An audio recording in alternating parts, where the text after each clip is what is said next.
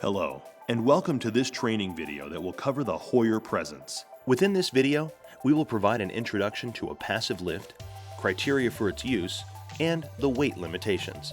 In addition, we will explain the features and proper placement of the full back sling, as well as a demonstration with step-by-step instructions on how to transfer a resident.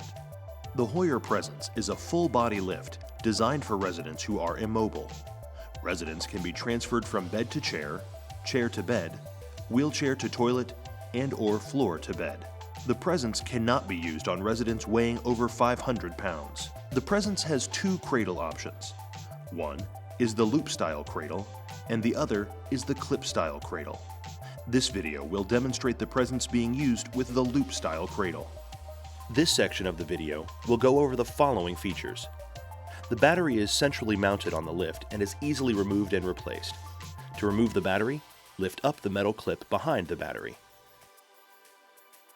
To replace the battery, align the battery against the mast and slide down while pushing forward, listening for an audible click to indicate the battery is in place. A charging station and two batteries are shipped with each lift. Batteries should be replaced once per day or after each shift, depending on usage. The emergency stop button is a big red button, and its purpose is to stop electronic operation of the lift. Simply push the red button in to abort operation. To resume control, turn the red button in the direction of the arrows and it will pop back out. Below the red button are two holes with an up and down arrow. An object the size of a pen can be placed into the hole if your hand pendant fails to operate, but the battery still has charge. This will enable the caregiver to manually raise and lower the cradle. Located under the arrows is a battery meter that displays the amount of charge remaining in the battery. 4 bars represent a 100% charge, while 1 bar represents a 25% charge. Batteries should not be allowed to fully discharge. Recharge the batteries when the meter shows 1 bar. If a power cord is displayed, then the lift has no charge. 2 batteries are shipped with each lift so that 1 battery can always be placed on the charging station. The emergency descent is built into the actuator on the presence. One model requires you to lift up on the red tab at the bottom of the actuator and hold it as the lift slowly lowers. If your lift has the Smart Monitor feature, here is what you need to know about this model control box. Below the emergency stop are 4 buttons. The up and down buttons are redundant controls for raising and lowering the presence. The sideways arrows are redundant controls for opening and closing the base of the presence. This system will work if the remote fails to operate properly, but the battery still has a charge.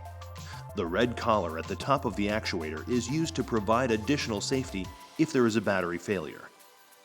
Turn the collar clockwise to slowly lower the resident down safely. Located under the redundant controls is an LCD display. The battery status display indicates the amount of charge in the battery. When the display shows half full, it is time to replace the battery. The empty battery symbol indicates the battery has no capacity and should be replaced immediately.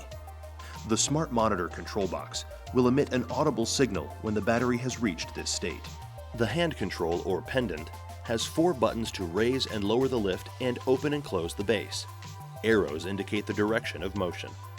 The rear casters have locks that are engaged by using your foot to lock them. These locks are only used in 2 situations: when parking the lift or when you are picking a resident up from the floor. The metal loop is known as the straight line drive, and its purpose is to aid in mobility. By flipping the loop to fall over the wheels, the lift will track over the stabilized wheel.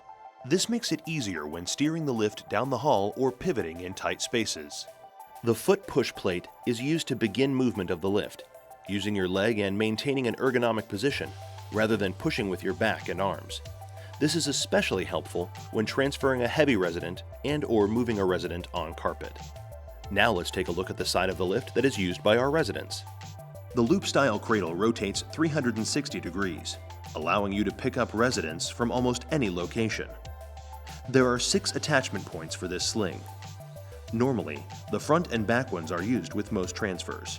The optional weight scale uses a digital display and should be zeroed out before each lift. This is done by holding the on/0 button in and seeing the 0.00 appear. Then place the sling on the lift to weigh it and zero the scale out again.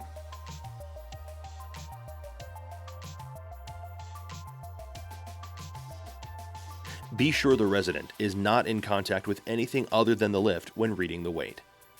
A recall button is available if you walk away from the lift without transcribing the weight. This will only recall the last patient weighed. You can push a button to select the reading in either pounds or kilograms. The Presence has a long lifting range, allowing residents to be transferred in virtually all environments. The Presence can be operated with the legs in any position, whether open or closed or in between. Hoyer Pro lifts are tested for safety in all transfers. This video will demonstrate how to remove and attach the full back sling. Sling sizes are color-coded. A brown trim is used for pediatrics. The red trim is used for small slings. Yellow is a medium sling. Green is large, and blue is extra large. The sling is marked with the size, laundering instructions, and an arrow. The arrow indicates the top of the sling, and the label goes on the outside, away from the resident's body. Purple tabs are aligned down the center of each sling, which can really help when aligning the sling. Now let's go through the steps of transferring residents using the Presence. Before taking the lift to the resident's room, you should always check two things. First, make sure the battery is charged, and secondly, ensure you have the correct sling size. The sling size can be found on the sling's tag and on the resident's care or service plan. A sling guide is located on each lift. In this video, we will demonstrate a bed-to-chair transfer using the full back sling, which cradles the head as the resident is being lifted. Caregivers will stand on each side of the bed and log roll the resident to one side. Fold the sling in half using the two purple tabs to indicate the center of the sling. The purple tab at the top should be placed at about the resident's shirt label and the other at the tailbone area. That helps to provide an accurate and centered fit of the sling. Begin tucking the top portion of the folded sling under the resident.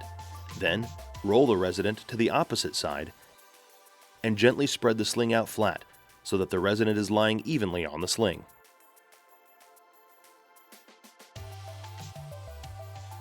Next, we will place the leg portion of the sling under the resident. Begin by tucking the sling under the knee on both sides.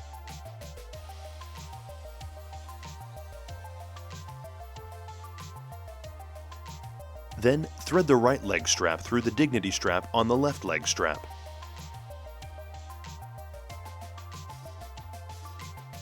Finally, cross the right leg strap with the left leg strap.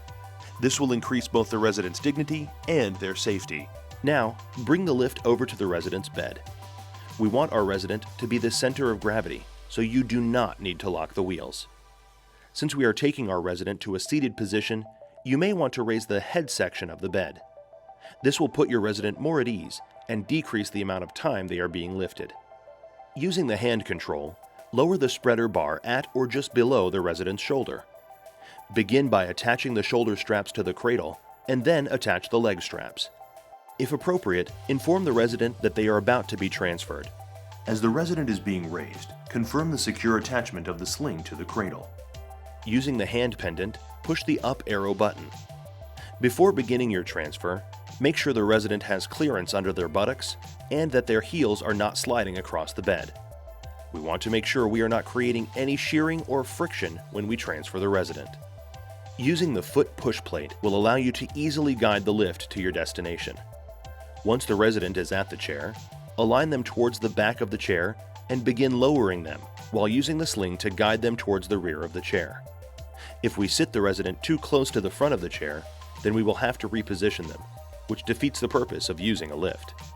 When the resident is comfortably seated, lower the cradle to the resident's shoulders and begin removing the straps. Then, take the lift away from the resident so that you can safely remove the sling out from under them. To remove the sling, begin with the legs and guide one strap out at a time.